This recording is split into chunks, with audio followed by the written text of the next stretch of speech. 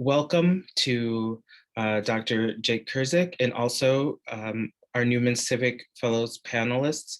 So today you'll be hearing from Anthony King. I have to make this slightly bigger because apparently I can't see that well. Anthony King, Vanessa, Chavez, Jurado, Christian Coleman, and Elizabeth Carson. So Jake and panelists, the floor is yours. Well, good afternoon, everyone. Thank you so much. I just put in the chat links to each of our 4 fellows, Campus Compact profiles, as well as a Newman Solidarity Statement, which the 2019 and 2020 cohorts wrote in reaction to the events a year ago today. And so I'm so excited to hear from our future leaders. And so let's turn it over and meet our panelists. I'd love to hear your name, your pronouns, your institution, your academic year, and plans for the future as our jumping off point. And once we hear from everyone, we'll hear a lot more about your Newman Civic Fellows experience and dive into that a little bit more deeply. So let's go alphabetically by last name. And so Lizzy, would you mind starting us off? Yeah, hi, I'm Lizzy. I'm a junior. I just finished out my junior year at Bethel University. I'm a nursing and reconciliation student. She, her pronouns, and I guess my future hopefully holds working with healthcare equity, specifically doing psych nursing, so maybe going to grad school. Thank you so much. And Vanessa. Hi everyone, my name is Vanessa Chavez, Jurado, and I'm a student at the University of Nebraska at Omaha. Pronouns are she, hers, and I'm currently studying elementary education with a minor in leadership and public policy.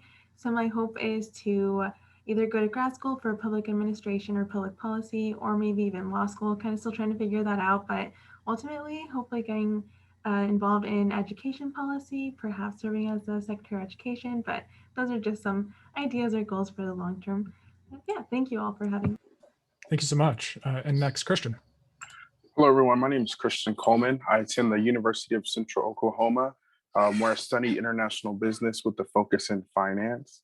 My pronouns are he, him, his.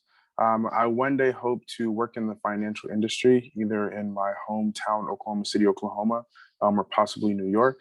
I'm trying to weigh my options currently, and so that will be my next step.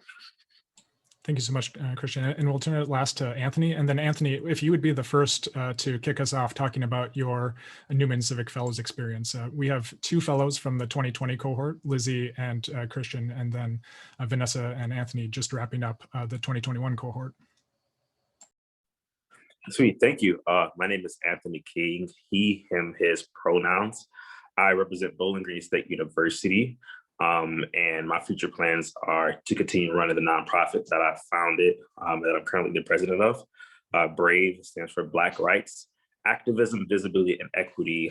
And we go into predominantly white spaces and make them more diverse and inclusive for Black people and people of color. And my experience with Newman Civic has been nothing short of amazing. I was partnered with an amazing mentor in Jennifer McCrary, who runs the Diversity and Belonging Department at Bowling Green State University.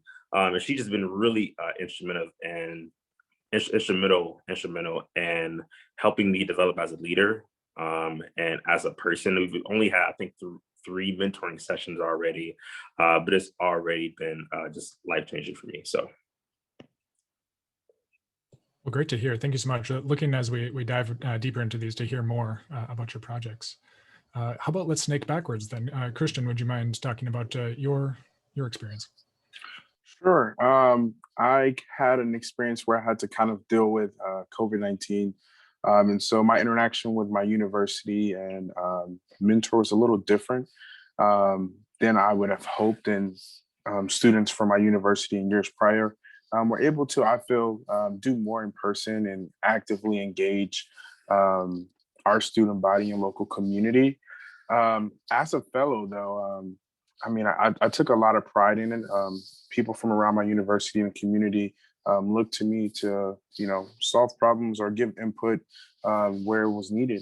And as a fellow or a part of a fellowship that's recognized on a national level, it kind of gives you a chip on your shoulder, and you can't slack when you think a project may be easy, and you may be able to give half effort. And so I felt like the fellowship really pushed me to kind of be detailed and actually kind of implement change and try to work my way where I could on my campus. Thank you so much. And before we transition to hear more about Vanessa, your project, just a reminder to everyone that's listening, put your questions in the chat, please, and anything that you'd like to follow up on, and we'll be putting those questions back to the panelists later in the session. So Vanessa, if you wouldn't mind sharing your project. Yeah, so as an incoming fellow, I'm really excited to begin working on that project. I was recently in connection with my mentor, and I was able to reconnect with the school district that I grew up in. And my experiences in that school district that was predominantly white were vastly different from what I'm hearing are the experiences of current students of color. Obviously not all of them, but just the progress that they have made to create more inclusive environments for students of color is something that I'm really excited for, because it seems like their experiences may be better in a more positive way than mine were. And I'm really happy to have an opportunity to engage in those projects and initiatives to be able to create more inclusive experiences for students who I know I was in their shoes at one point, and anything to make their experiences better is a really neat opportunity for me. So I really look forward to it. And I know we've been in touch with other new fellows through the Slack channel. So I think just being able to connect with other great advocates and learning more about even just the projects of the other panelists here today is really exciting. So just knowing that there's folks that really want to see these initiatives take place is exciting. So thank you. Yeah, thank you so much. And certainly my interactions with Campus Compact has really been about the relationships, and seeing so many people that I've met through my time here today is so helpful and important. So Lizzy, if you would mind introducing us to your project, then we'll start going and diving deeper in all of our projects here. Yeah, so as Anthony mentioned, I've done a lot of it virtually this year as well. But I had a great opportunity to work with Dr. Claudia May, who is a professor at our institution. And she and I met every couple weeks, which was just a really good opportunity. She poured into me and gave me a lot of wisdom and, personal growth that I think can be used towards future activism. And so that was really helpful. And then I would also say a lot of the online platforms that were provided, whether that was like the conference or some of the other tools of connection, it was really great to hear what other people were doing. The last several years, I've worked with some urban gardening projects. We have a partnership with a local community, and just to hear what other people are doing in terms of health and education resourcing. Specifically, at the conference, there were several local and across the country, there were a bunch of different leaders who just spoke on what they've been doing in their communities. And it was really inspiring, I think, also just because with COVID, it can feel very limited, but to hear the ways that people are continuing to do good work in their communities was really cool. All right, well, thank you. So that was just a quick connection to all of our projects. So let's take a chance to dive a little bit deeper. One thing all of you mentioned it, and two of you are from the 2020 cohort, which I said released a statement about a solidarity statement in reaction to the events of last year. And as part of your fellowship, you're charged with being change makers, problem solvers, and being community committed. And each of you touched on this issue, but what role do you think that your universities or higher education in general might play in racial justice? And I'll leave it open to whoever would like to answer first.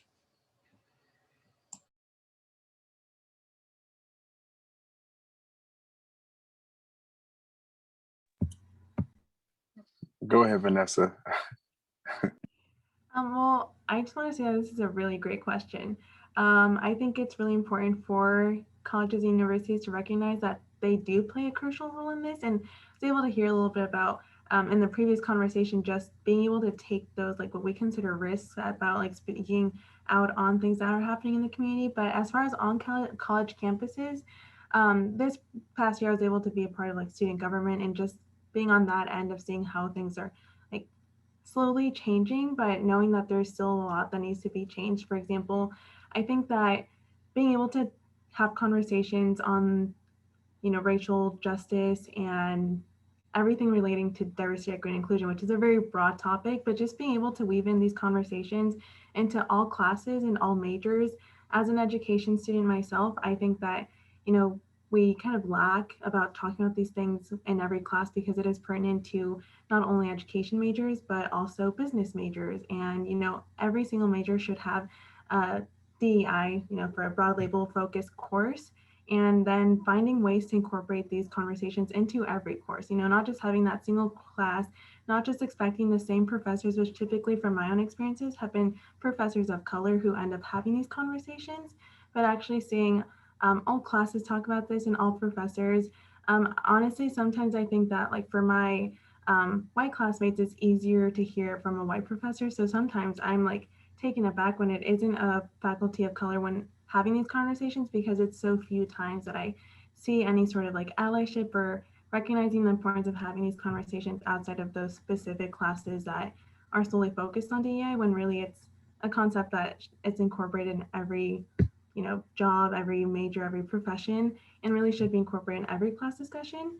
And then something else that I think is something that's often missed is having, those universities speaking out. I think it's really important. And I know there's a lot of behind the scenes that sometimes it's difficult, being able to not ruffle feathers because maybe like the state government is, or like the local governments aren't as supportive of universities, that are outspoken, but really it's making sure we're supporting students, because it's students who've been showing up at, and obviously not all students, but it's a lot of students within your own university community that are at these protests demanding just equal treatment, justice. And it speaks a lot, even if it's a simple statement. I know one of the many things that's happened over the past year, my university was one of the few within the university system that actually said something, and that means a lot when folks remain silent. But I'll let other folks kind of share there. Thank you so much, Christian. I think she hit it right on the head. My approach is gonna come kind of different from her slightly. Mine is more focused toward a community sense. Our institutions for higher education across the country are pillars in the community. And like she said, we are educating future businessmen and women and teachers. And I believe that from top down, the university structure should support and have these conversations, because not only are we preparing our students to go into the workforce or to go into education, we should also be preparing them just as much to be able to interact and engage with people who do not look like them. It's a fact that our communities are gradually becoming more diverse. Cultures are beginning to mix more and more and more.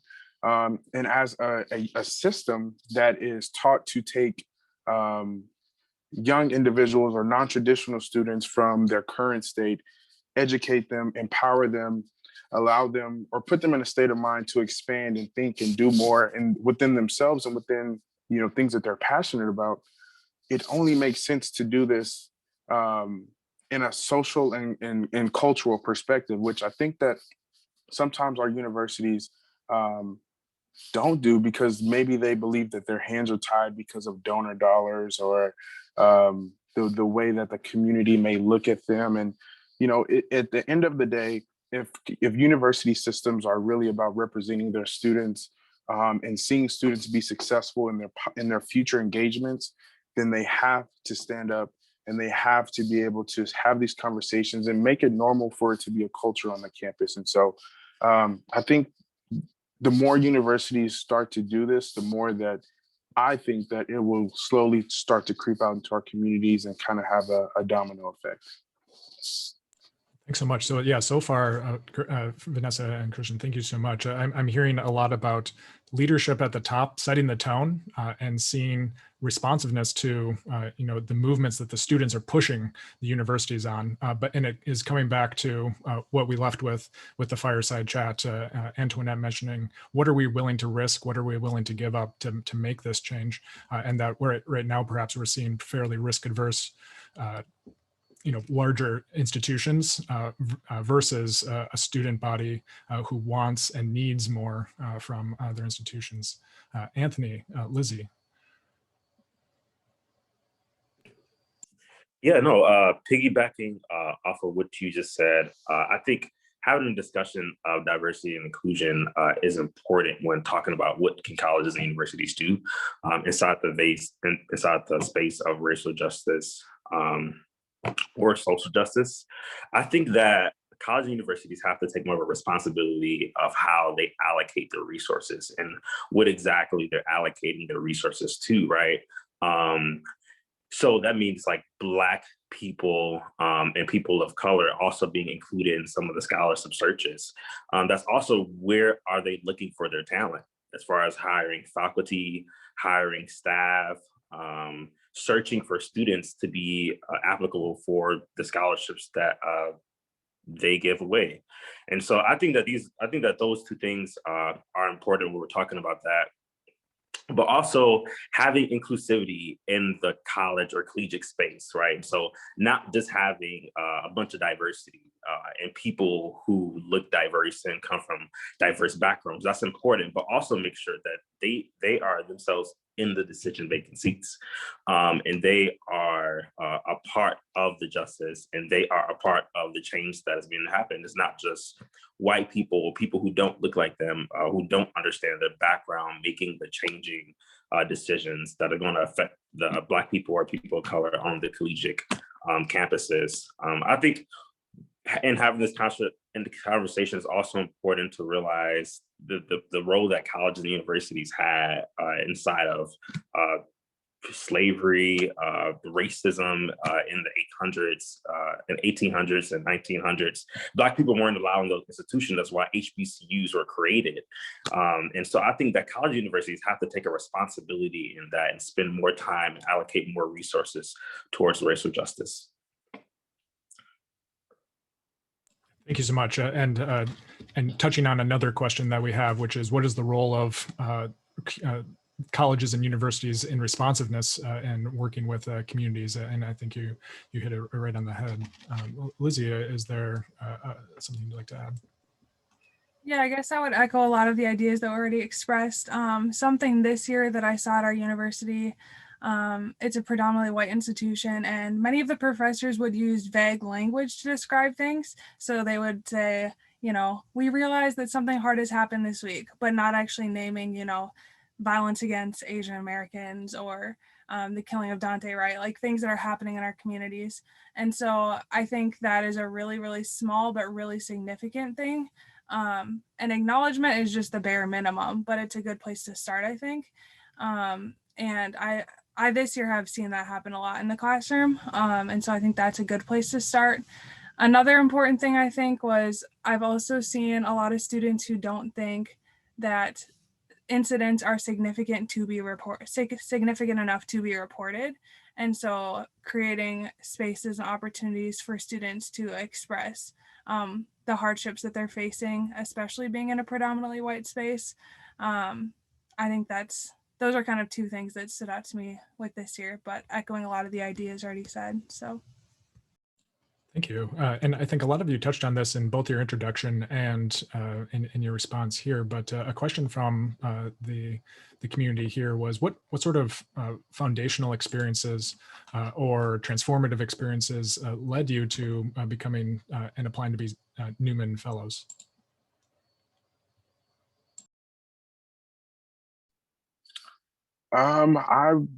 Coming from my community, I was really engaged coming into college. And so as soon as I got to campus, I hit the ground running. Student government, diversity and inclusion office, faculty and senate, working with faculty and staff senate. And then I started to branch more into the community. And I would say that I've worked with a lot of university leadership on just simple small tasks that end up leading me into, larger speaking engagements, speaking out for students when things happened. And obviously the events happened around the country, and our own campuses felt, the ramifications of the things that happened there. And so just speaking out on those things and having a voice and being able to understand and speak with people who don't necessarily look like me. And I think that over time, that kind of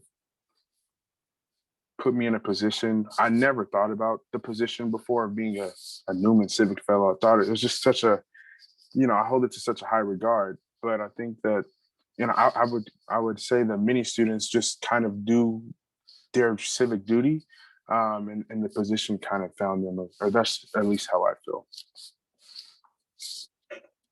Thank you. Other experiences that you found were formative in leading you to this fellowship?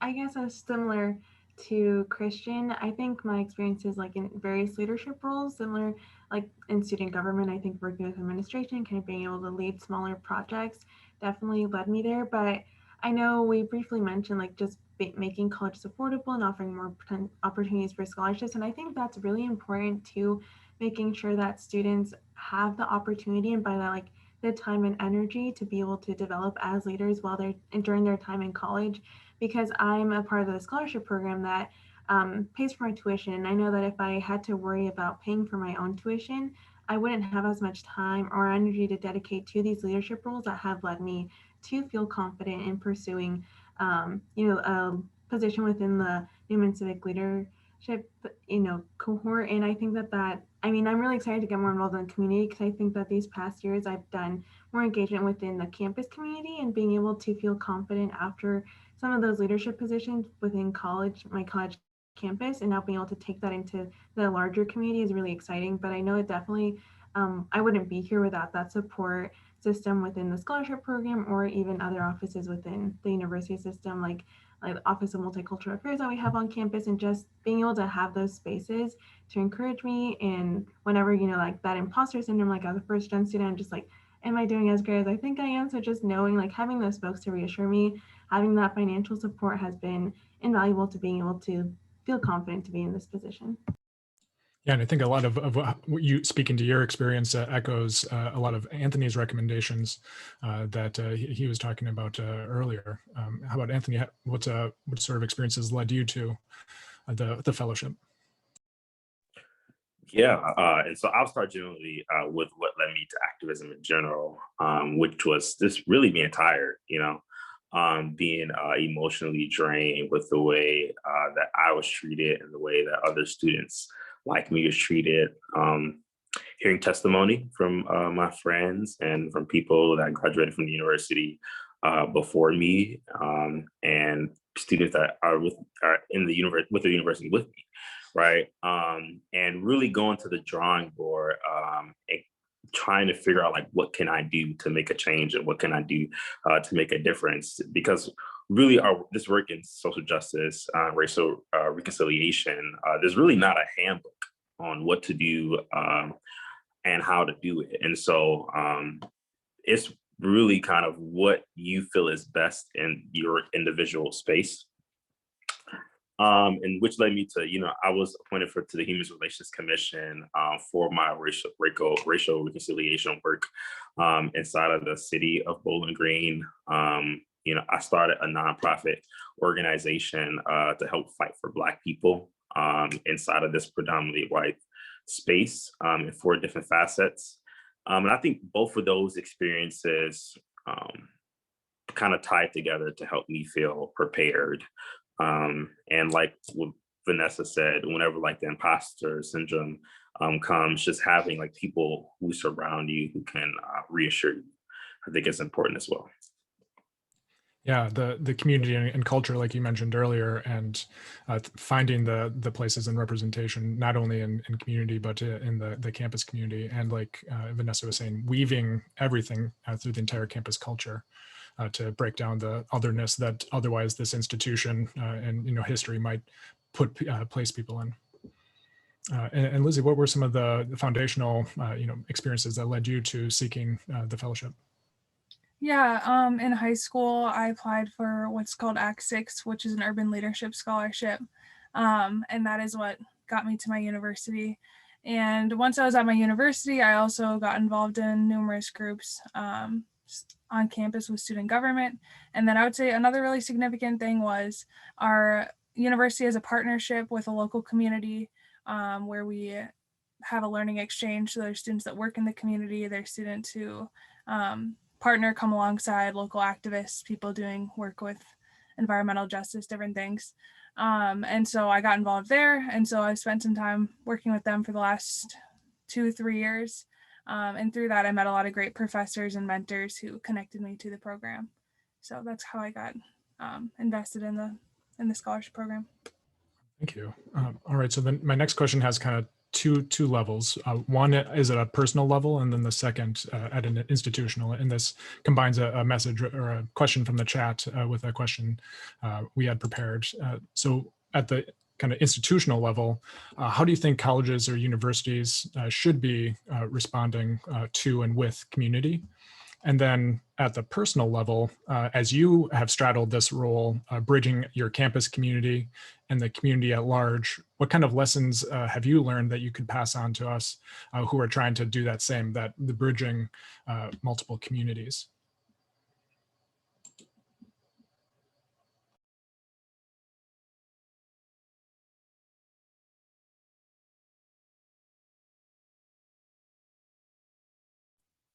I guess I'll start us off again. For me personally, I'm really in tune with my campus community and my local community. And so I allow both to um, pour into me infinitely. And I take my interactions between people who I know are pillars in both communities and try to help them come together to understand kind of an equal and balanced ground. I think oftentimes us not understanding, and I say us very, you know, broadly, a university system or a community, not understanding how the other one operates or what areas are key areas of interest for one community is very important. And for me personally, just working with the leadership at my university and helping with offices that intentionally go out into the community. Um, that was something that is really important to me. And I feel like branching, I come from a predominantly African American Black community in Oklahoma City. Um, I went to a high school that was 98% Black, 98% African American. And then coming to a university where it's 4% African American, 4% Black, you know, there's a major difference here. And so working to kind of, you know, create safe spaces for myself and people who look like me, but also interacting and working with people who necessarily don't. And one common goal is community. And I think that university systems, as well as individuals, if they all come to a common understanding of community and realizing and understanding and working with the individuals, whether it's individual projects or just being, you know, local community members, I think that's something that was really important to me and something that I really focused on. In allowing both of those to pour into me and to be open to both of them, it allowed me to kind of balance the difference from from two totally different worlds. I think so. It sounds a lot like the bridge is the personal, the people. So you talked not only about connecting pillars in each community and helping institutions understand, you know, where they structurally might come from, historically might come from, and you know, how they run differently. But that it's the people kind of having their feet in multiple places that creates that mesh and that connection. Exactly. Yeah. Yeah, Vanessa, great. Well, I would just say that, so the University of Nebraska at Omaha is a metropolitan campus. So Omaha in general is just pretty segregated, but then on campus we have, you know, like the whole city together in one spot. And so I really think that the students are the community members. So I think that if we do a better job at making sure that students are included in decisions being made, and I really had the privilege of doing so through my leadership position within student government, but this is just one person. Like oftentimes I was the only student in these meetings or the only woman of color in these meetings. And it's knowing that if we want to get to what it is like our community, or at least the students that come from our community need on our college campus, it's making sure that they're in the meetings, that of where these things are happening, where, you know, any decisions that are hopefully trying to change the current structure that just aren't working. You know, we're hearing from the student perspective. So I think that that's really important, recognizing that, I mean, if we want to hear, you know, what needs to be changed, let's hear from the students. You know, like, we're paying to be here. We really, a lot of us do want to see the college campus like be as best as I can be. And like, I know sometimes I'm like, am I being too critical? But it's like, no, you really want, when you really care about something or you're passionate about a place, you want it to do better. And I think just knowing that students do feel this way, and there's a lot of great student leaders on campus outside of student government and just in general. So making use of those students that are eager to make their voice heard, share their perspective, and being able to incorporate them in the decision-making process is really important, I would say. Yeah, so representation, power, decision-making capacity, that, you know, looking at some of the things I think you said, and Lizzy too earlier, you know, that actually saying something meant something, for having a voice for the students meant something, you know, avoiding the vague language and hand waving and actually calling out these issues, and then bringing people to the decision-making table, which I think Anthony has spoken to a couple of times. That, you know, that's how we bring communities together, actually bringing community into universities. Yeah, I think my community and my college is actually not monolithic. I was thinking it's monolithic before I started talking, but it's actually really not monolithic. And so Bowling Green State University is a mid-sized university, but it's in a small town makeup. And Bowling Green is a former KKK centerpiece. I mean, there are still streets that are named after KKK leaders, right? And so for me, after realizing that, Bowling Green and Bowling Green State University, I mean, after research, I found that they're connected, you know, and there's a reason why Black people don't feel safe in Bowling Green after nighttime, you know, and after my research, I figured out that Bowling Green was a former sundown town, right? And so for those of you who don't know what a sundown town is that these are towns where Black or brown people are not welcomed after sundown. And if you know, and police will not respond to calls that Black people make after sundown. So it's really kind of a free for all for the KKK for any racist situations to happen, right? And so knowing that and knowing the kind of historical structure that I'm working with, I think it's been you know, difficult bridging the two bodies and spaces together because the university doesn't want to accept the fact that, you know, Bowling Green being a former sundown town actually affects the university. And Bowling Green as a city does not want to agree to the fact that it being a former sundown town affects the way that Black and brown people are treated today.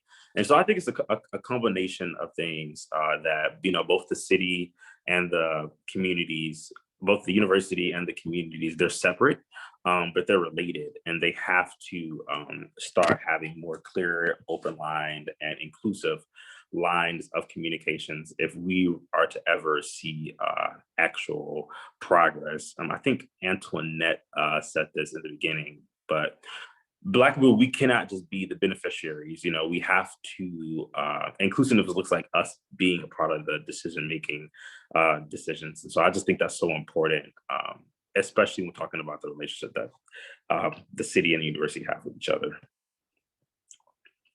Thanks so much. So Lizzy, before we come to you, just to everyone, we have about 5 or so minutes left. And so to all the panelists, again, before, you know, running out of time, thank you so much. And my last question for all of you, again, before hearing from you, Lizzy, one more question is a call looking to the future. So all of you are leaders, you are training to be change makers and you know, move our communities in the future. And so I wonder what sort of calls to action you have for us in higher education. And so think about that as we hear from Lizzy. Yeah, so to share for the last question or for the previous question, I would say something I'm personally learning and that the university can take on as something to be applied is the idea of I think a lot of times in the academic world, we get caught up on data and on facts and statistics. And I've seen my university really get stuck there and not be in proximity with real stories and hearing the voices of people who experience are different than their own. And so I think kind of echoing some of the ideas already shared, but just this idea that we need to realize that there is knowledge in the experiences of our community members, and not ever come to the point that we think we're better just because we have a degree. I think sometimes knowledge can get stuck because we think that it's just us pouring knowledge down back to our communities. But it really should be this exchange process. And so I guess I've just learned that over the last couple of years with my work, working with Frogtown Summit University neighborhood, and just learning so much wisdom from the leaders of those communities and just everyday community members. And so I think that's something significant. And then I guess to answer the final question too, a call to action, I guess, would be to continue to press on and not disengage with the ideas just because it's uncomfortable. I've seen that happen a lot at my school. Like I previously said, a lot of vague language is used, and I think we really need to get past that and just be willing to speak out about what is going on, and open, hard conversations. And I think especially as white folks, talking to other white folks about these issues, and finding ways to put BIPOC folks in these positions of leadership. As a lot of people have said, I think that's something that often isn't done. They say, we want your thoughts and ideas, but never actually put people into positions where they can make change. And so I guess that's kind of my final thought. Thank you so much. Yeah, and that was something that was called in the fireside chat as well. All right, so in just a couple of minutes left here, the final parting words, kind of a call to our future, from our future leaders. Vanessa? Yeah, thank you. Okay, so I know there's only a few minutes left, but I would just say, to reiterate some of the things I've said, making sure that students are included in the decisions that are being made, continuing to work towards hiring more diverse faculty, because students want to see themselves being, making these decisions, and not just faculty, but staff and administration as well. And then making sure that folks who should be hearing these conversations are part of these conversations. So many times when we have, workshops on DEI training or conversations on how can we support and create more inclusive campus environment, it's oftentimes the same people. So how are we making sure that it's everyone in these conversations, and it's especially the folks that need to be hearing it that maybe aren't prioritizing as it should be. And then, like I mentioned, just weaving in at every chance you get topics related to DEI into courses as well as all majors, because just all those things are really important if we want to truly approach the concept of inclusive campuses. My final thoughts on this are, we are real people, real students, real communities, real universities that change lives of students and people who interact with us, whether they finish or they don't. Every day we must start, every day we must stop, we must start, and we must continue. We must stop and look around and understand what are the challenges that are affecting our community. We must start to address them, and we must continue to address them so that one day, even if we don't see it, we can live and know that we made a change on our community, and that our campus, our community, our family, our friends are better off because we personally decided to do something about it. Thank you. Thank you. And Anthony. This panel has been amazing. I've already learned so much from my fellow Newman Civic peers, and so I appreciate every single one of you. I would say, to wrap up for myself, I think that we all have to be comfortable being uncomfortable.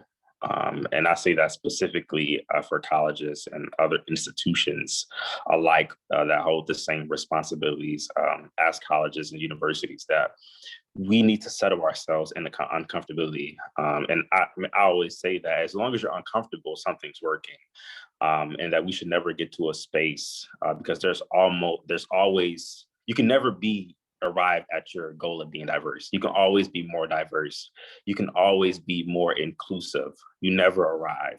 And so we always have to be cognizant and striving towards that goal, and, realizing things that like professionalism, is tied into racism. And us realizing that as a people, and especially as a university body, that if you actually want to be diverse and inclusive, it doesn't, it might not be comfortable, it might not be pretty. And so we just have to settle ourselves in that and keep striving for justice and focus on the true goal, which is racism, just a humanitarian issue, and it needs to be solved. So thank you. Thank you to all of you. Great examples of the Newman Civic Fellowship, and so excited to see what you can do with your future. And also, I think, great examples of what it means, like Vanessa, like Anthony, like Christian, like Lizzy, like you said, turning to the students, putting them into the center of our decision-making, and giving them the support to make the change that we know that you're capable of making, and then challenge you to push us even farther. So thank you all. If I'd welcome the entire conference to join me in thanking and welcoming our Newman Civic Fellows, and I'll turn it over to our conference leadership for some final and departing words.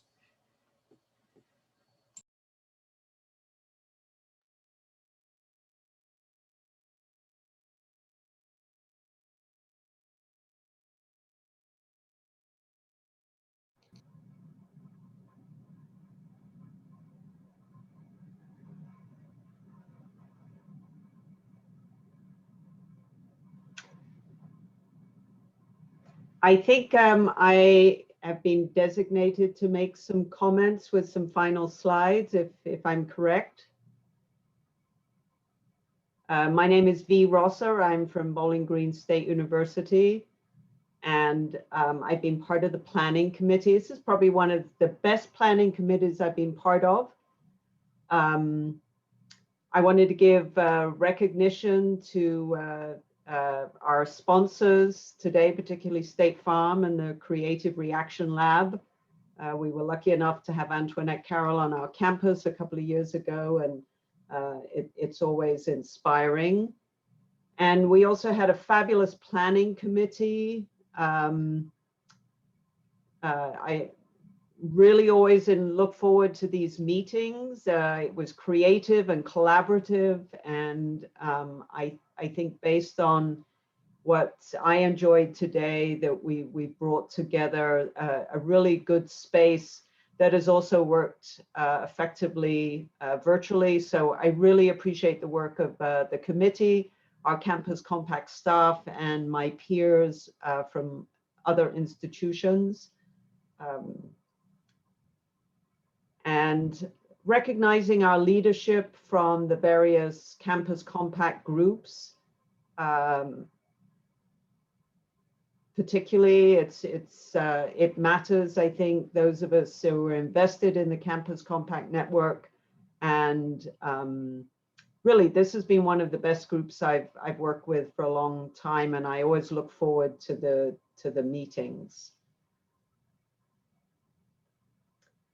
And I think today really echoed, I think, this commitment that Campus Compact has been making. And I would say, Andrew Seligson has, as you joined Compact, I think you challenged us to move our work and really have this focus. And the directors of the regional campuses have also echoed that. And I think today's conversations brought that to life for us all on our individual campuses.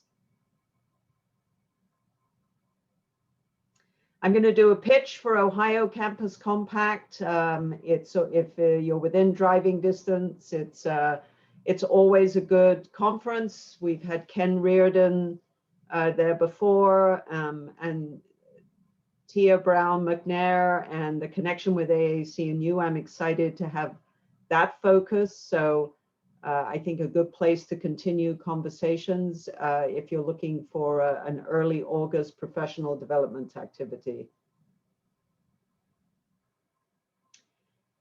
And I just want to say thank you for, I hope on behalf of everyone who's been present today,